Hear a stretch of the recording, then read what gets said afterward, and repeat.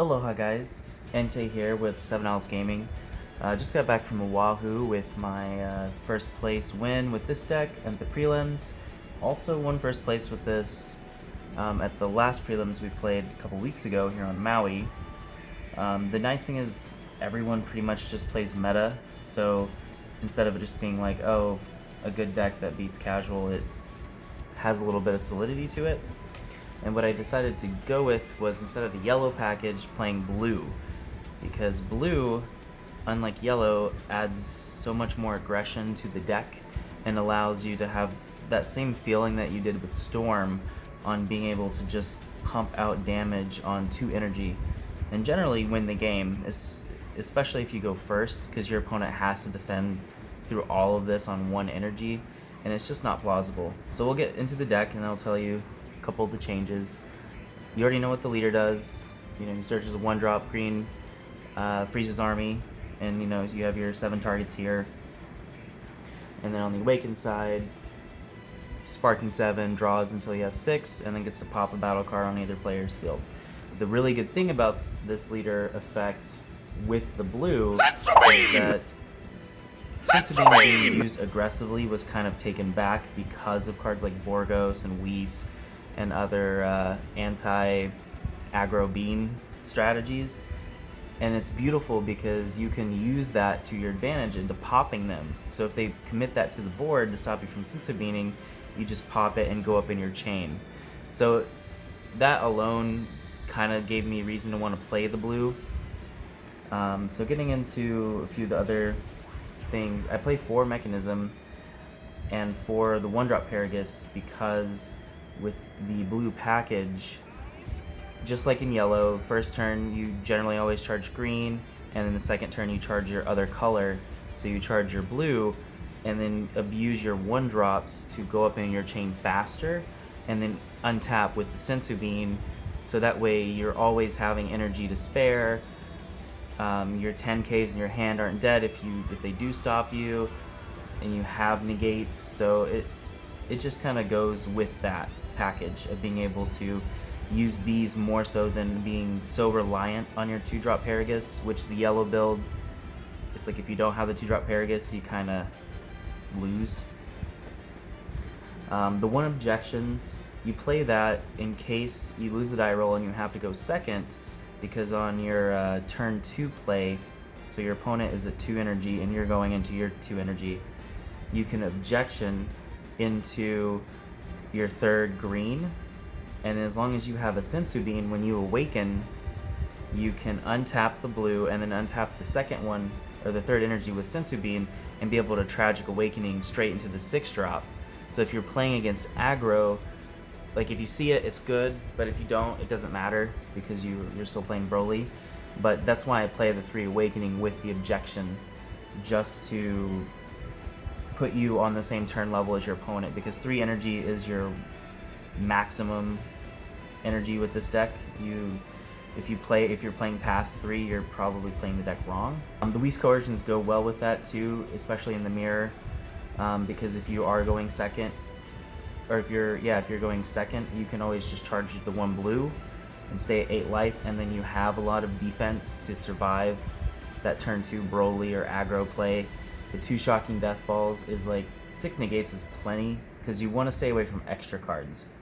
And the downside to the yellow is all of your yellow cards are extra, so they're dead in your hands, and people that know how to play against Broly always negate, so you can't fully utilize his effect. The nice thing about the blue package, Sensu Beans, yes, they're extra cards, but they're also a 5k combo that untaps, so they don't die in your hand as well, and then objection lets you get these dead extra cards out, as well as like ramps your energy up. So it just, when you play it together and you actually get good with it, it's just so smooth. And I played the yellow forever, and it just, when I switched to blue, it's like, no thank you. And then that's another reason too to also play the 2 Supreme Kais, because you're going for your aggro. You're not sitting on your 6 on turn 2. You're going into your 8-drop or your secret if you can. And then just being able to give that extra double strike pressure on the 4-drop attack and your leader swing just makes it easier to kill your opponent on 2 energy. But that is it for the main deck. So getting into the side deck, I'm definitely going to make changes here. I did have the yellow package in just for those matches where I wanted to decide it in and like the mirror, but never really felt the need to. And going forward, this is definitely coming out for other cards. Never sided it in either event, actually. The TN is just this one games on its own without caring about the untap effect. Just being able to play a 1-drop 15k to attack was good on its own. The minus Achilles sided in versus Height of Mastery Broly, and then the Cronoa was also for the Shugesh. The Height of Mastery didn't play him, so I didn't have to worry about it, but I would always keep it because yellow is, is the best way to deal with Broly just because of Flying Nimbus. But the amount of control you have and being able to keep your energy open, it kind of mitigates it. I will tell you guys what this is going to come out for. We're going to go 3 Pilaf, the blue Pilaf. That is the counterplay that negates a skill, because on that blue energy, especially versus the Height of Mastery Broly, is if you do get forced to sit on your 6-drop because you can't go into the 8 chain, you can leave that blue energy open and remove barrier when they swing with their leader, when they have the 3-drop on the board, and remove barrier and still get to pop it with your 6-drop. That just seems really good to me. And with all the other things that come with Pilaf, getting rid of the double strike in the mirror, getting rid of the double strike on the Janemba swings when they do use it that one time. The other two are going to be the No Escape Gokus, just because Gogeta BR has been getting a lot more flavorful. So I see it being ran more and more, so like no reason not to play it. And then 3 of the green Exploding Energy Vegeta, just for the Kid Ku matchup, just to have, because like the main deck is so good that you don't really need to side often, just because you're playing for the 1 to 2 turn kills. And it's like, yeah, you can have Flying Nimbus, but if you don't have it and you're on 1 energy, it's not like you're going to be digging so far into your deck that you could get it turn 1. So I just wanted to go over the tournament report with you guys. That way you know that at least what this deck played against and how it did.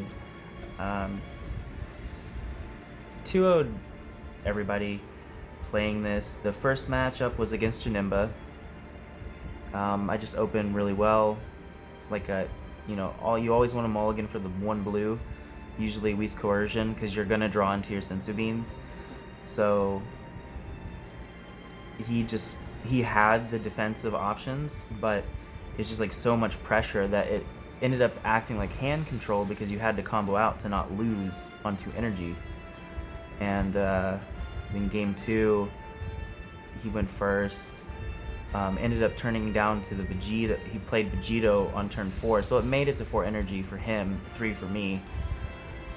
But he had to combo out because I over comboed on the Vegeta, against the Vegito with my leader swing, and then he had no cards left in hand with 1 life, and so I played this for 1 energy, comboed 5 to kill it, and then played the 1-drop Broly, took down to 1 life, and then just attacked him for game.